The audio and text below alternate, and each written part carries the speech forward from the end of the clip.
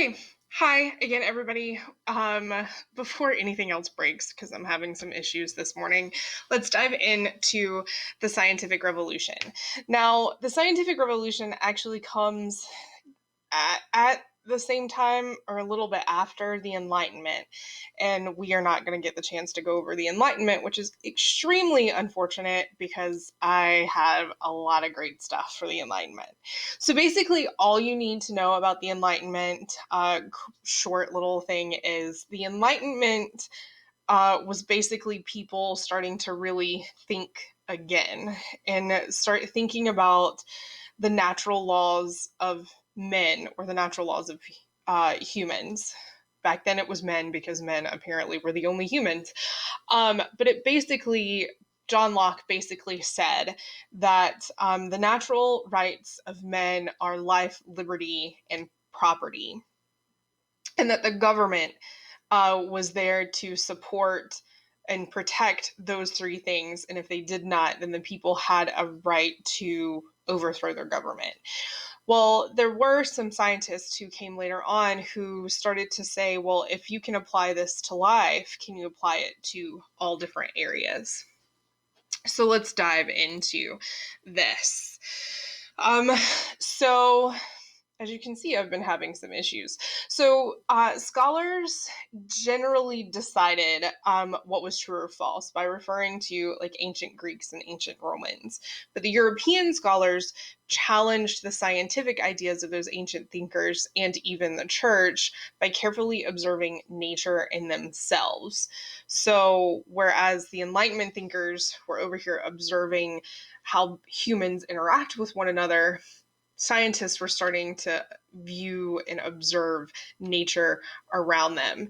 So, the causes of the scientific revolution, we cannot forget this, and I stress this immensely, is that it is a combination of the Renaissance, the Reformation, the Age of Exploration, the printing press, and the Enlightenment. All of these things came together because this is the time period where people started thinking again. So you cannot have one of these without the others. It doesn't work that way.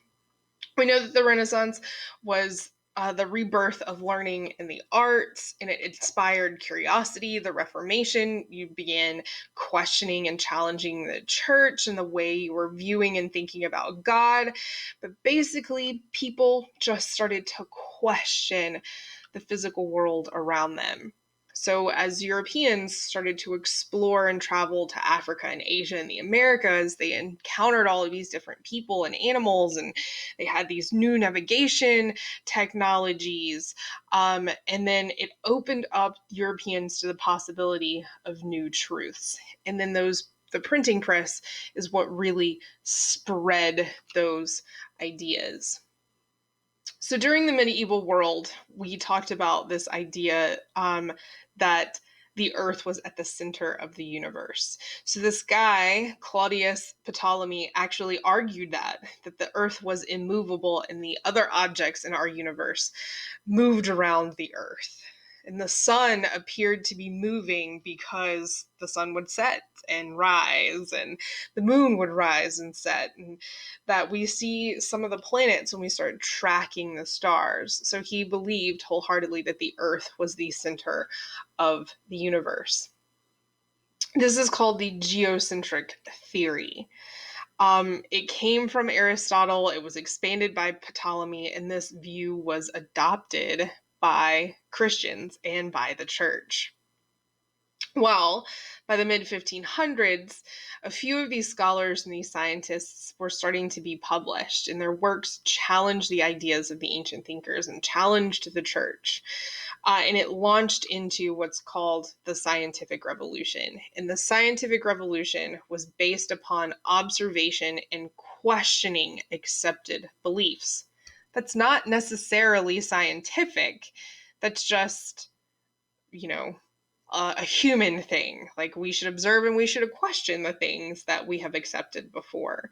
And the first thing that was questioned, really controversially, was the heliocentric theory, the idea that the sun was the center of the universe and not the Earth. This idea was developed by Nicholas Copernicus. He challenged philosophical and religious views with this one right here. And he believed that mathematically it made more sense to have the sun in the center of the universe given the orbits. So if we can start tracking the stars a little better, then we can see that they show up in different points of the sky depending on what year it is. So this is how he started to develop this whole idea. Well, Copernicus's theory actually catches on as time goes by, and you have Tycho Brahe, who recorded the planet movements to start to accumulate the data, and he did this over several years. And then this guy Johannes Kepler came along and took Copernicus's theory, took the data from Brahe and put them together, and he proved Copernicus's theory true. So Kepler was like, oh yeah, this dude was right. We have the data that's right here. Then you insert Galileo Galilei, and he built a telescope. This Jude built his own telescope, and he started to take the data that Brahe had come up with. He took Kepler's theory. He took Copernicus's theory, took Kepler's evidence to prove Copernicus right, and he saw it with his telescope. So he supported the theories of Copernicus because he saw it. And this greatly frightened the church, because if the church was wrong about this ridiculous idea of the Earth being at the center of the universe, then what else were they wrong about? See where I'm going? It's the snowball effect. So Galileo also argued for the separation of science and faith. He said that the two cannot go with one another, especially at his life point. It's like his life at this point in time. The faith and science did not go together. They were two opposing forces that did not say the same thing, and neither side was willing to yield, because science, you have the evidence behind it. With faith, you have blind belief. So he actually argued for the separation of the two. And Galileo, for his supporting Copernicus's idea, was actually arrested and brought before the Inquisition court. Remember the Spanish Inquisition? Remember they put people on trial for blasphemous things against the Catholic Church? Yeah, so Galileo was one of these people. And under the threat of torture, like the Spanish did, he was forced to read and sign a confession stating that Copernicus's theories were false. Oh yeah, he did it. I mean, I don't blame him. Spanish had some pretty terrible ways of punishing people. So he lived the rest of his life under house arrest, basically meaning that there was a guard outside of his house, and that guard dictated who was coming in and out, what correspondence Galileo could send, and who he could send them to. Yeah, the church was serious about this mess. They didn't want Galileo spreading any of his ideas or giving evidence to other people who could contradict what he signed and said. But yeah, church ain't playing around. So the revolution in scientific thinking that Copernicus, Kepler, and Galileo began eventually did develop and catch on. And it caught on in the form of the scientific method, which, if you've ever taken a science class, you know that the scientific method is key. So the scientific method, for all of you who don't know, is just a logical procedure for gathering and testing ideas. So it begins with this question that you have, an observation that you made that made you question something of your own thinking. Then you formulate a hypothesis. It's basically an assumption. Well, what if this happened? And then you say, well, this could happen. And then you take that this could happen and you test it to see if it's true. So basically, all you're doing is testing to see if what your assumption was is true. Now, for all of you ladies, you do this almost on a daily basis when you are looking at your closet going, what do I wear? Or what do I do with my hair? Or what do I make up? You know, we all do this without realizing that we do it. So I'll give you the perfect example for myself. I love Sephora. I love Ulta. I could spend a ton of money in there in a heartbeat without even thinking about it. Anytime that I see a new piece of makeup, foundation, lipstick, what have you, I will walk into Ulta and I will pick it up and I will look at it and think, would this look right on me? So one of my favorite lipsticks that I wear is this blood red lipstick. It is fantastic. It is a great color. When I first picked up this lipstick, I was like, this is not going to look good on me.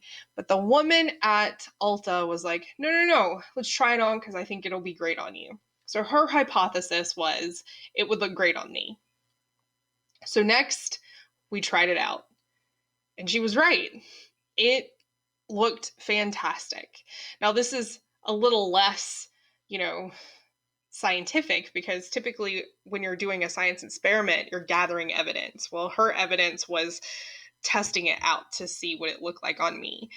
We do this with clothing. When you go to the store and you pick up a piece of clothing off the rack and you go try it on and you're like, okay, yeah, this isn't a great idea.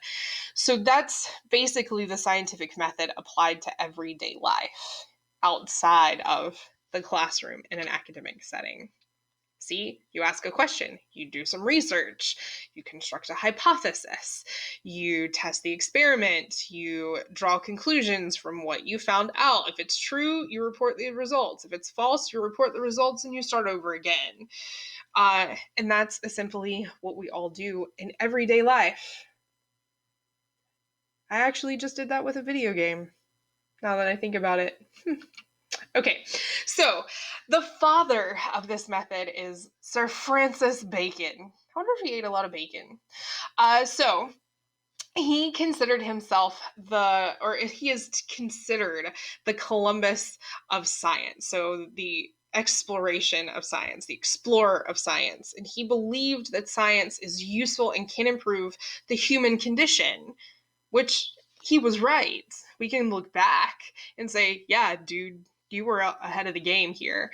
So he urged scientists to experiment and draw conclusions and not rely on these ancient theories. So you can take the ancient theories as the basis of your idea, but test them, try them out. And this would become the pillars of the scientific method. It would be those observations and those experimentations that we all complete in everyday life. I can tell you that when I bought a car, my ex, he almost had it out with me because I test drove about 20 cars before I actually bought the one I ended up with. Just saying, there's reasons that didn't work out. All right. So, one step further from the scientific method, you have deductive reasoning. So, if any of you have ever watched like any murder mystery, if you've watched Criminal Minds, if you've watched Sherlock, every single one of those uses deductive reasoning. And we can thank Rene Descartes for this one. So you begin with this general rule and end with a specific one. So the confusing one is, I think, therefore I am. So basically this statement simply means is that if you are using your brain, then that means that you are a part of this world. If you are thinking, then you are a being. It's very philosophical, very confusing. But it's basically when you are using deductive reasoning, you are starting with something that you know is hardcore fact. There's nothing that changes here. And it's based off of years of, research and backing or like evidence, right, to support this theory. And it moves from a theory into a rule when it's been proven so much. So you start with this. and then you research it and you say, well, if this we know is true, and this over here we have found out, and if we keep going around and checking off boxes, then eventually we will get to this very specific thing. The show Criminal Minds does this perfectly because they use what's called forensic psychology to map characteristics of people who are serial killers, mass murderers, bombers, so on and so forth. And what they do in Criminal Minds is based off of what the FBI does in real life. And it's true, every single bit of it. They have very rarely, very rarely gotten it wrong. Descartes you can also thank for analytical geometry. So geometry as we know it mixed with algebra, and then eventually you can thank the last guy we talk about today for calculus. So as you're going through geometry and as you're going through algebra, you can thank Descartes for all of your madness at that point in time. So he himself put a lot of emphasis on the power of reason. You can have emotion, but you need to be logical, especially in emotional states, so that you can logically think things through. I do this a lot. My first reaction is always to be emotional, but if you give me a minute to calm down, I will come back and be this logical human being and we can work through this. So, Isaac Newton is known as the father of physics, also calculus. You can thank this dude for all that terrible stuff. So in physics, you rely mostly on analysis and application. Newton also wrote a book called The Newtonian Law of Physics, and he thought a lot like Copernicus and Galileo. He came up with two laws that we still use to this day. So the laws of motion, which is all objects affected equally by the same force. It also states that any object in motion will stay in motion. And it's true. When you're not in motion, you don't move. So he also had the law of gravity, which is every object attracts every other object. And he got this from sitting under an apple tree, apparently. He also led to this thinking of, now mind you, before I go on, Galileo was arguing for the separation of church and science, right? Or faith and science. Newton almost got kicked out of the Catholic Church in his lifetime because he refused to have the separation. He said that you can have faith and you can also have science. And he is right. Now, the scary thing is that science can prove everything that faith says, but not necessarily the way that the faith says it. For instance, in the Christian Bible, you have the parting of the Red Sea and the Moses leading out the Hebrews from Egypt. And then once they safely got across, the Red Sea came back together, killing a lot of the Pharaoh's army, and they got swept away. Well, science can actually prove this story true, but not the way it is in the Christian Bible. So in the Christian Bible, Moses stuck his staff in the ground and the angel in heavens helped part the sea. In that region, we know from the beginning of the semester, that region was prone to flooding, and landslides come with flooding. So the Red Sea would often experience, in times of heavy rains, would experience landslides that cut off the Red Sea so that you could travel, you could walk from Egypt into Saudi Arabia, no problem. So see, they actually have evidence of this by looking at the floor of the Red Sea, the seabed. So, as you can see, science can prove faith, but not exactly the way the faith said it happened. And that comes along with its own set of challenges. So Newton was basically saying, if you can look at the universe and see how it works and create laws based off of how it works, The same can be applied to government and society. So the Enlightenment is happening as the scientific revolution is going on. So you start to see science supporting the Enlightenment and the Enlightenment supporting the scientific revolution. So you have these transference of ideas. So the Enlightenment, at the end of it, did take these scientific principles and apply them to government and political theories. And the rest is history. New inventions that also came out of the scientific revolution were the microscope, the barometer, aka the barometric pressure outside. So if anybody deals with headaches and the changing of the seasons and the weather, you can thank the guys from this. You have the thermometer. Sometimes I wish this didn't exist. And then you have the smallpox vaccination.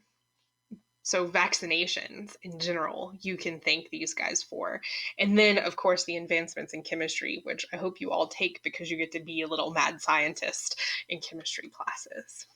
All right, so that's it for me.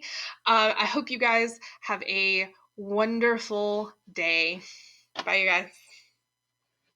If I can get my computer to work here. All right, there we go. Bye.